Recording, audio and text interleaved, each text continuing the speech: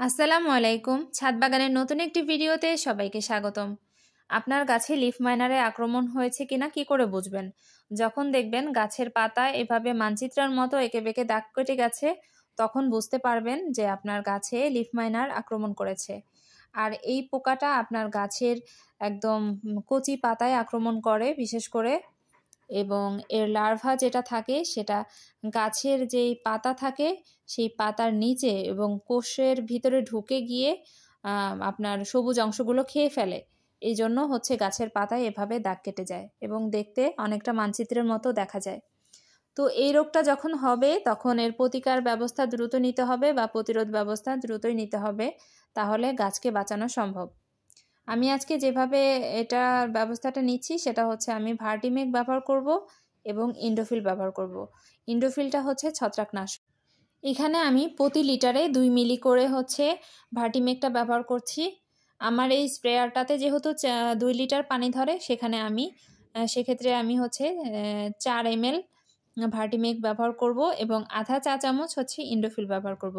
দুটো একসাথে ভালো করে মিশিয়ে আমি সবগুলো গাছের ভালো মতো স্প্রে করে দিব। গাছের পাতার নিচে উপরে পুরো অংশে ভালো মতো স্প্রে করে দিব এবং গাছের গোড়ার যে মাটির যে টব থাকে সেই টবের মাটিতেও আমি সুন্দর মতো স্প্রে করে দিব।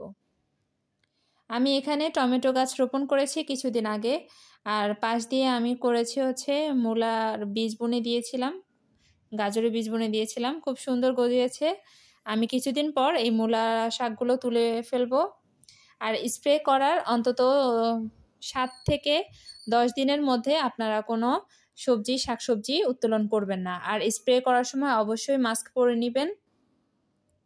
আমি আমার এই মরিচ গাছেও এটা ব্যবহার করি।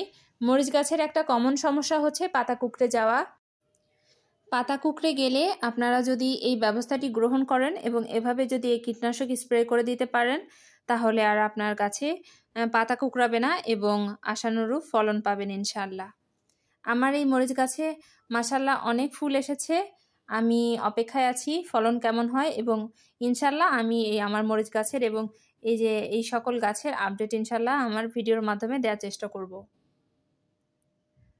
ভালো মতো স্প্রে করে দিবেন, প্রতিটি গাছের পাতার উপরের নিচে ভালো করে স্প্রে করে দিতে হবে, তাহলে রোগব্যাধি আর এই পোকামাকড়গুলো আর আক্রমণ করবে না।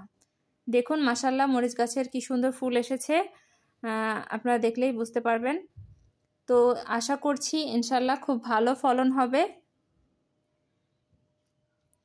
আবারও নতুন কোনো ভিডিও নিয়ে ইনশাআল্লাহ হাজির হব। সবাই ভালো থাকবেন। আসসালামু আলাইকুম।